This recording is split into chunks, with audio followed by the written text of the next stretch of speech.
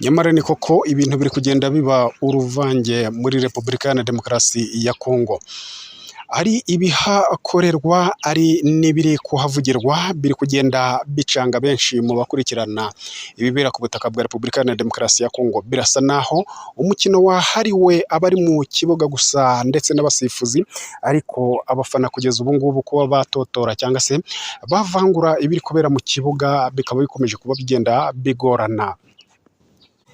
Birumvikana ni imyanzuro y'ibiganiro byahuje M23 na guverinoma ya Repubulika Iharanira Demokarasi ya Kongo tugiye kuba tugarukaho, ariko nako kandi binacanganye nibyo mgenda mbabwira. Ibi ngibi ntabwo byabuje kuba imirwano yahagarara, kubera ko hari imirwano tugiye kuba twababwira yabaye mu gihe impande zombi zasohoye imyanzuro yaturutse muri ibi biganiro byabereye i Doha muri Katari, bigamije kuba byahagarika impande zombi zahagarika imirwano, hanyuma hakarebwa noneho icyajya mu biganiro y'ameza asa naho magari, noneho ari ugusesa icyo bita gusesa inzobe cyangwa se gusasa inzobe, ubundi bakava imuzi n'imuzingo kuri buri ruhande ruhanganye ahangaha ku butaka bwa Repubulika Iharanira Demokarasi ya Kongo, bagatanga ibyifuzo byabo. Ariko si biraza kuba byagenda bite? Ni nako kandi turibuze kuba twagaruka kuri Anaconda.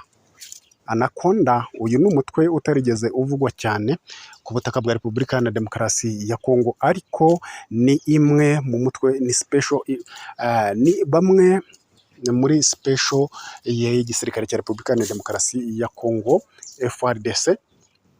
Aba ni bamwe bagize umutwe wa special ya FARDC, igisirikare cya Repubulika Iharanira Demokarasi ya Kongo. Birumvikana twajyaga tubona cyangwa se tunumva abo bita abahibu, ariko na Anaconda nabo ni mu bagize umutwe w'igisirikare cya Special Force muri Repubulika Iharanira Demokarasi ya Kongo. Abasa kandi bo byagenze bite? Dore ko ubu ngubu bashobora kuba bari kubarizwa Rubutu. None se niba hari imishyikirano baje cyangwa se ibiganiro byabaye byumvikanwa bishaka kuba byagenda ko habaho imishyikirano irambuye, aba bo baje kuba bakora iki?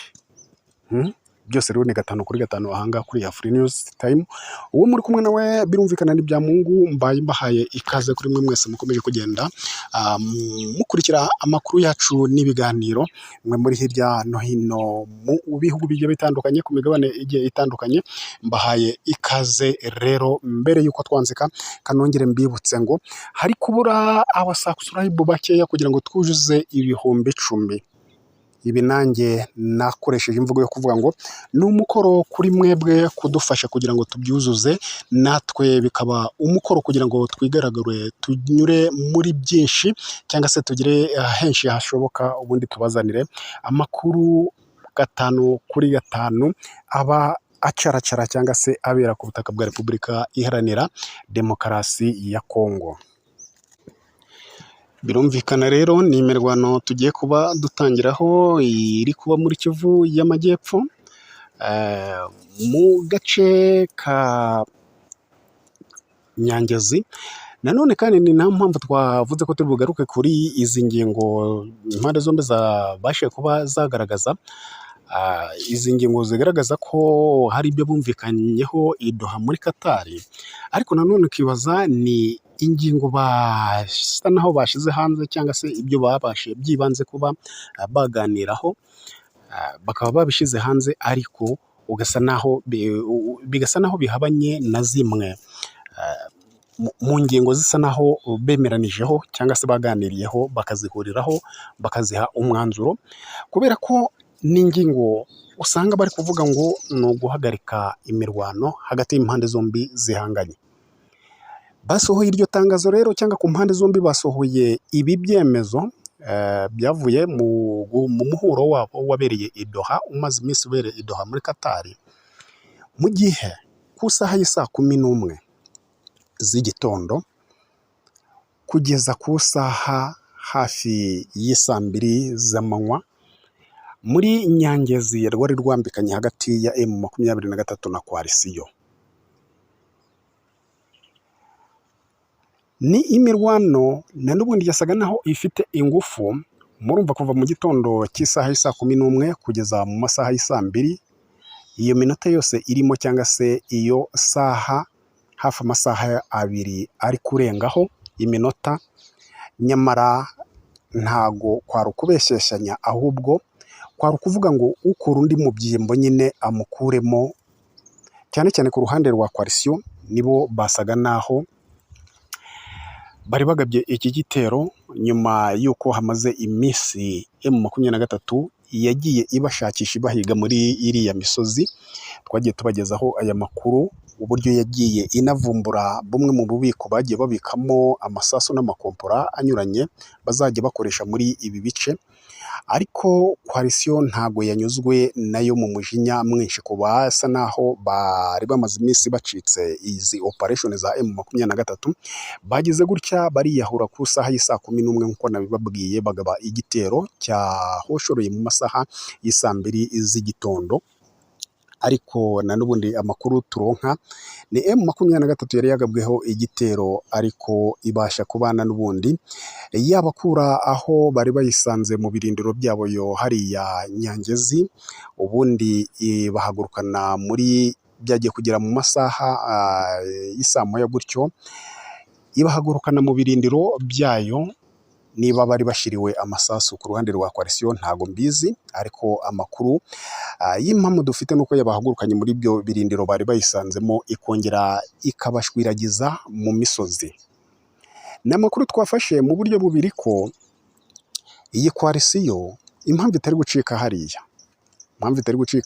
bamwe b'abazarendo bavuka hariya, aba FDLR nabo bamwe bafite urumva bamaze imyaka 30 ku butaka bwa Repubulika ya Demokarasi ya Kongo, bafite hariya ahabaye nk'iwabo, nabo bahafite imiryango.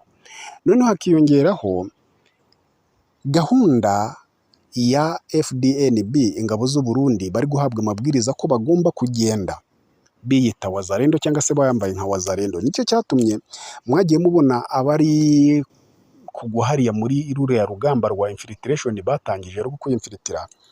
Niyo mpamvu muri kubona bamwe bari kuba bambaye kimilishiya ni ukuvuga ngo bari kuba bambaye, umwe afite ikote hejuru rya gisirikare cyangwa ishati, hasi ari ikoboyi ya sivili gutyo.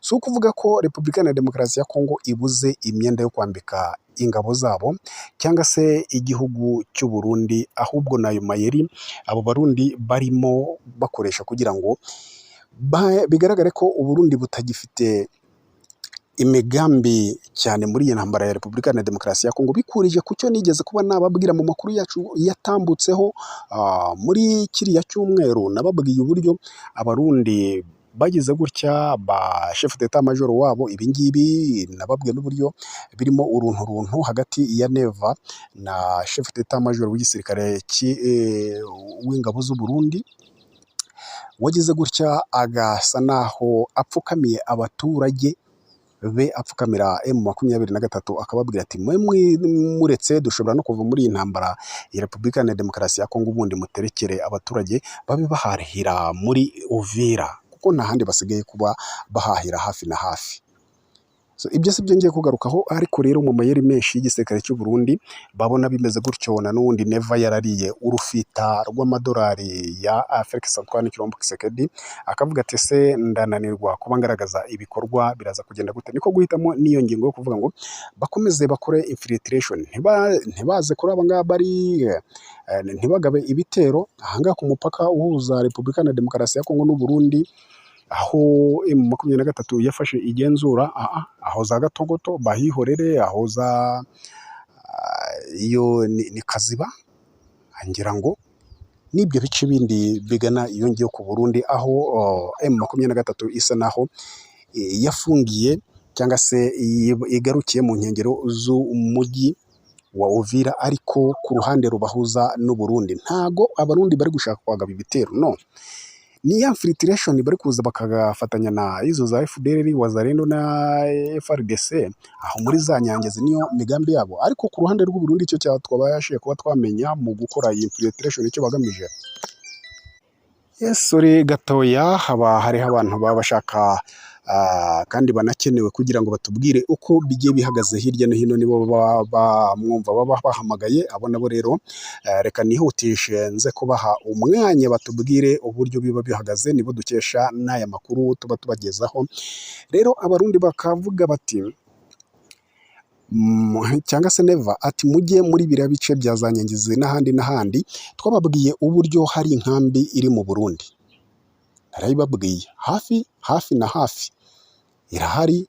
Neva adashaka ni iy'abakongomani bahungaga ubwo Kamanyora yafatwaga. Neva adashaka ko bava ku butaka bw'u Burundi. Sinzi nabo ni imbehe ashaka kubagira, kubahindura imbehe y'indisho icyo ari cyo. Rero agahora yabo muri iriya minsi twababwiye ko bari barimo bagira gute bijujuta bavuga ngo imvura iri kubanyagira kuri ako gasi bariho, nduzi ko ari ku gasi, nta mahema bagiye baronka, nubwo bagiye bipfundikira ku bwabo amahema yo kubafasha. Ni urebye n'ibyo kurya akenshi bari kugaruka muri Repubulika Iharanira Demokarasi ya Kongo, bakajya mu masambu yabo bakaza bagafata bakongera bagasubira aho ngaho muri iyo nkambi. Ndetse twanababwiye n'uburyo ingabo z'u Burundi zari zirimo n'imbonerakure bari bahaye iyo mishoni yo kubafungira muri iyo nkambi ngo batagira uburyo basohoka, kuko bamwe bari bivumbuye batashye kubera imvura yari ibamereye nabi, kubura ibiribwa n'ibiki. Rero Neva bibonye gutyo aravuga ati ngomba gushyigikira uyu mugambi wa infiltration, cyane cyane ngiye nkibanda hehe muri biriya bice, iyo misozi iri hejuru ya za Kamanyura, iyo ngiyo za Ngomo, iyo ngiyo za Nyangezi n'ahandi hose, ngashyigikira uyu mugambi wa infiltration kugira ngo abaturage bo muri kariya gace bumve ko nta mutekano uhari, ntago bari bujye hehe n'iki, aho babona bo kuba bakwirukankira cyangwa guhungira basubire hehe muri iyo nkambi y'i Burundi.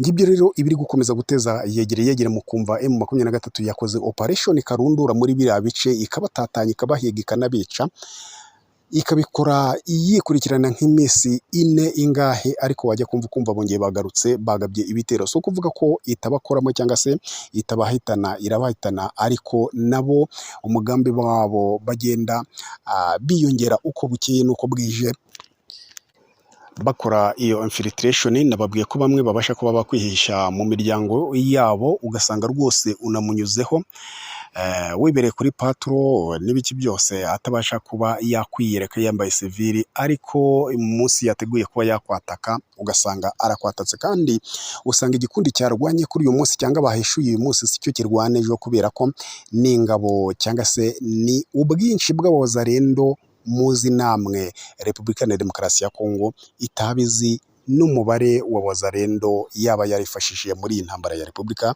Iharanira Demokarasi ya Kongo ihanganyemo na M23. Mu nkundi rero tujye kuri iyi mishyikirano cyangwa se ibi biganiro bibanziriza gutegura imishyikirano cyangwa kwicara ku meza amwe kwa M23 na guverinoma ya Repubulika Iharanira Demokarasi ya Kongo. Twabonyemo twebwe ingingo zisa nk'ari nyamukuru zigera kuri 3. Ingingo ya mbere harimo turavuga icyo M23 yasabye. Yo yavuze ati harimo, mbere yuko tujya mu biganiro bisa naho birambuye, harimo kubahiriza ibi bikurikira: guhagarika imirwano, ibitero biva kuri guverinoma bigahagarara. Aho harimo ikibazo, ni nacyo shingiro ishingiro y'uko bitari buze kuba byagenda uko babyumvikanye bavidoha. Harimo guhagarika imirwano, iki cyo ngiye kukigarukaho ngitindeho iminota mikeya. Harimo kubuza uburyo guverinoma ya Repubulika Iharanira Demokarasi ya Kongo ikoresha imvugo z'icengezamatwara zigamije mu baturage, muri rubanda, zigamije n'ubundi kuzana gushyigikira rya vangura y'amoko muri Repubulika Iharanira Demokarasi ya Kongo, n'izindi mvugo zose zikoreshwa mu buryo bwo kumvikanisha ko abanyekongo bavuga ururimi rw'ikinyarwanda ari ikibazo muri Repubulika Iharanira Demokarasi ya Kongo. Icyo ni icya kabiri. Gatatu, hari nayo ngingo nayo ikomeye, kuba Repubulika Iharanira Demokarasi ya Kongo yagaragaza umuhate ku buryo bugaragara, ngo umuhate ku buryo bugaragara ko ishyigikiye kugarura amahoro n'umutekano muri aka karere. Ni akahe karere se? Ntabwo ari ku butaka bwa Repubulika Iharanira Demokarasi ya Kongo, ahubwo mu bihugu bituranye na Repubulika Iharanira Demokarasi ya Kongo. Izi ngingo uko ari ebyiri ni nazo zikomeye ku ruhande rwa guverinoma ya Repubulika Iharanira Demokarasi ya Kongo. Iriya yo wenda yo kubwira abaturage ngo bahagarike imvugo mbi n'ibiki zisesereza n'iki, iyo katube tuyirengagije. Ariko izi ebyiri, iyo guharanira Repubulika Iharanira Demokarasi ya Kongo ikagira umuhate no kugaragaza ko igiye guharanira kugarura amahoro n'umutekano muri aka karere, ibi ntabwo biri buze gukunda. Navuga ngo ibi ngibi M23, nubwo bamwe bavuze bati M23 ishobora kuzagwa mu mutego, ahubwo bakubise umutego batabasha kuba basimbuka, yabikoreje umutwaro uremereye cyane. Noneho hakaza ari nacyo na kiriya cyo guhagarika intambara. Ntabwo ibi bintu biri bushoboke. M23 yabarangije kuri izi ngingo ebyiri gusa, ngewe mbabwiye yabarangije. Hari uburyo wenda bamwe bumvise ko izi ngingo zoroheje zigize gute, ariko izi ngingo zifite umutego uremereye cyane kuri guverinoma ya Repubulika Iharanira Demokarasi ya Kongo. Iriya ya gatatu yo imvugo zigira gute, iyo ko mbenye yirengagije, kuko bishobora kutava mu bantu cyangwa bakabivuga iyo bari n'ibiki, ntibabikoreshe no mu itangazamakuru, ariko iyo bari mu midugudu yabo, mu mijyi yabo, aho bagenda bahurira bigakoreshwa. Ntabwo rero wabimenya. Ahubwo izi ngingo ebyiri, duhere kuri iyi ngiyi yo guhagarika intambara, hari naho turagenda tubaha ingero. Biragoranye muri Repubulika Iharanira Demokarasi ya Kongo, kandi twagiye tubibona, igisirikare cya Repubulika Iharanira Demokarasi ya Kongo igitorera oda FDLR,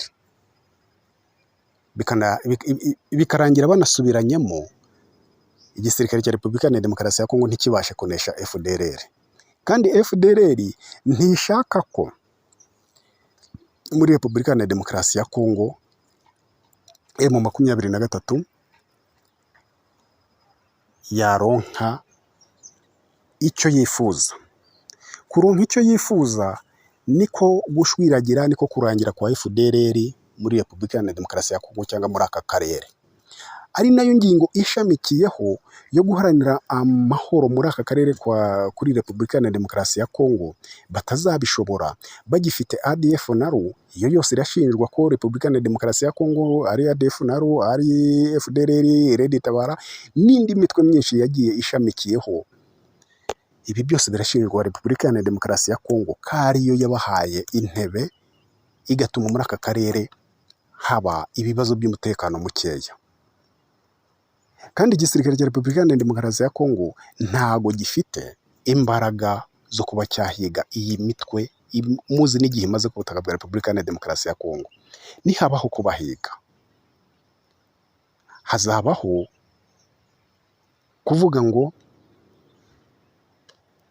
twifatishishe andi mahanga cyangwa ibindi bihugu, kubera ko hagiye hagaragara ko Repubulika Iharanira Demokarasi ya Kongo, yewe n'umukuru w'igihugu cyabo yemeza ko ingabo za Repubulika Iharanira Demokarasi ya Kongo zidashoboye. Nihabaho rero guhamagara ibindi bihugu, hazazamo bya bihugu bisa naho, cyangwa se Repubulika Iharanira Demokarasi ya Kongo izemera bya bihugu bisa naho biyishigikiye. Niba biyishigikiye, ni bya bindi bigenda bibererekera cyangwa bishaka kubaka FDLR n'indi mitwe. Singiye kubirondora, ariko icyo mpise mvuga muhise mucyumva. Kandi na n'ubundi bavuga ngo M23 nk'abanyekongo muhawe namwe umukoro, cyangwa se kuba muhawe icyo cyate cyo kuba mushobora gufasha FARDC, ingabo za Repubulika Iharanira Demokarasi ya Kongo, guhiga ya mitwe kugira ngo Repubulika Iharanira Demokarasi ya Kongo nayo ibone ko yatanze uburenganzira kuri mwebwe mu guhiga ya mitwe, ive muri ako karere ariyo ya ngingo yo guharanira, ive ku butaka bwa Repubulika Iharanira Demokarasi ya Kongo ariyo ya ngingo yo guharanira umutekano muri aka karere, ntabwo M23 yakora operation ifatikanye na FARDC hatari ibyo bari bumvikanaho kugeza ku munota wa nyuma. Byasaba kuvuga ngo niba ari uko bimeze, FARDC igisirikare cya Repubulika Iharanira Demokarasi ya Kongo aho kidashoboye kibererekere M23 hige iyo mitwe, noneho nihige iyo mitwe na FARDC igisirikare cya Repubulika Iharanira Demokarasi ya Kongo cyangwa se guverinoma ya Repubulika Iharanira Demokarasi ya Kongo izabona ko kubererekera M23 cyangwa kuyiha ubwo burenganzira ariko ko kuyiha ubutaka bunini bwo ibasha kuba yakontorora muri Repubulika Iharanira Demokarasi ya Kongo. Ikibazo kireme, izi ngingo twazibonaga, bamwe twazibonaga nk'izoroheje ariko ziremerereye guverinoma ya Repubulika Iharanira Demokarasi ya Kongo cyane rwose. Hanyuma rero ukibaza ngo na n'ubundi tuvuye kuri bya bindi byo guharanira amahoro muri ako mu karere no kugarura umutekano,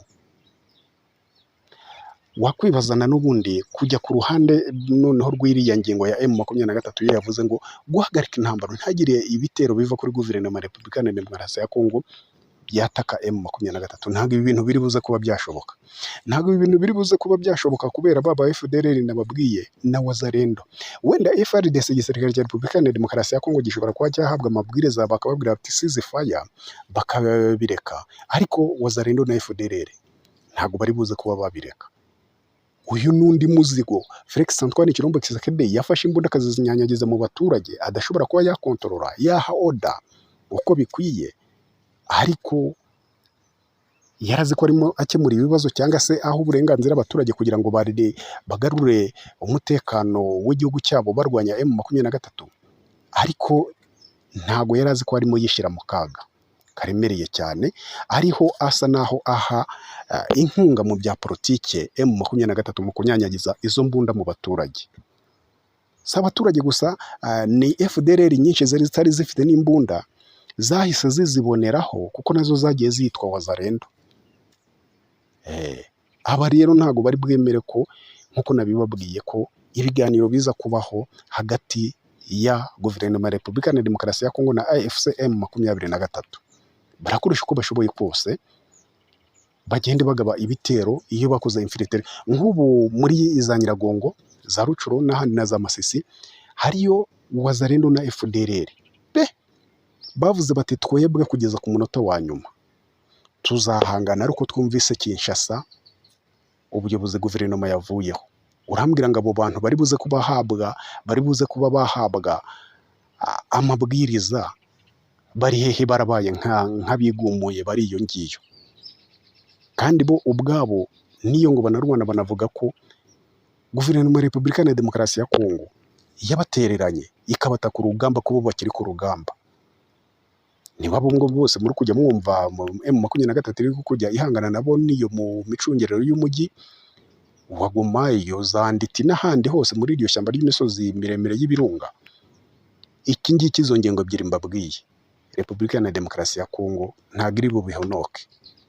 Kugaba igitero gatoya ntabwo biravuga ngo ni wa Wazalendo, ni mwebwe mwabahaye imbunda, ni mwe mubashyigikiye. Ntabwo biravuga ngo ni FDLR, ni mwe mwabicaje ku butaka bwa Repubulika Iharanira Demokarasi ya Kongo. Mubahamagare noneho bareka ibitero, ariko niba bikomeza turataka. Iby'izi ngingo zo zabashe kuba zaganirwaho zibanze i Doha ntacyo ziri buze kuba zamara, ntacyo zibuze kuba zakemura ku biganiro biteganijwe imbere ya M23 n'imbere ya guverinoma ya Repubulika Iharanira Demokarasi ya Kongo bicaye ku meza amwe. Ibi muraje muzabimbwire mu minsi mike muzavuga muti bya Mungu wari wabivuze. Niko bimeze. Mu nkundira ahubwo twerekeza hehe? Twerekeza kuri ni nacyo ibiri kugenda bikorwa ku ruhande rwa Repubulika Iharanira Demokarasi ya Kongo. Uretse ko na M23 iticaye, hari kugenda habaho imyiteguro irimbanije cyane mu kugura ibikoresho, mu kongera ingabo no kuziha ibindi bikoresho. Ku ruhande rwa guverinoma ya Repubulika Iharanira Demokarasi ya Kongo, nayo yizeye ko izi ngingo zitazubahirizwa 100%. Mu kutubahirizwa 100%, na M23 mu gihe izagaba igitero bazasanga biteguye. Ni nayo mpamvu nababwiye ko aho bita Anaconda bamaze kuba bagira Rubuto. Ubwo barimo barasatira hehe? Muri Walikale. Amakuru twafashe nuko abo Anaconda bamaze iminsi bapasinze imyitozo bahabwaga n'ingabo z'Ububiligi, Special Force y'Ububiligi, kandi na n'ubundi bagasa naho bafitanye umugambi umwe, kubera ko ngo babahuguye bimwe bagiye kuba bakoresha bari hamwe, bakaba bafitanye umugambi umwe wo kugaba ibitero banyuze muri Iriax, bava iyo za Rubuto binjira muri Walikale, bakomeza mu bindi byerekezo mu gihe baba bakuyemo Walikale. Urukumva nibyo muri nababwiye, Repubulika Iharanira Demokarasi ya Kongo ifite imyiteguro ihagije, yo ntago yicaye. Ariko ntabwo twavuga ngo na M23 ntago yicaye. Twabonye mu minsi yashize hari imisururu y'abasirikare, niko bajya bavuga, ni imisururu ubwo cyangwa se imirongo y'abasirikare yagiye inyura mu mijyi igiye itandukanye, aho M23 yigaruriye, bakomeza berekeza mu bice bigiye bitandukanye kuri Ligne de Front. Ubwo bivuga ngo ni impande zombi zikomeje kwitegura. Abari mu biganiro cyangwa se bari muri politike bo barakina politike, n'abandi kuri machine gun bakina cyangwa se boza machine gun zabo kugira ngo babe biteguye ku mpande zombi. Ni Anaconda rero barangije amahugurwa yabo bahabwaga n'ingabo za Belgium z'abakomando, nabo ubu baje kuba bagacishaho. Ese ababo hamwe n'abo Babirigi baraza kugira icyo babasha kuba banyeganyeza kuri M23 nk'uko bihaye Iriax? Katubihanga amaso, ibidatinze biraza kuba byagaragara mu minsi mikeya hariya muri Walikale, kandi ni M23 ikomeje kuba muri Walikale mu buryo buteye urujijo cyane.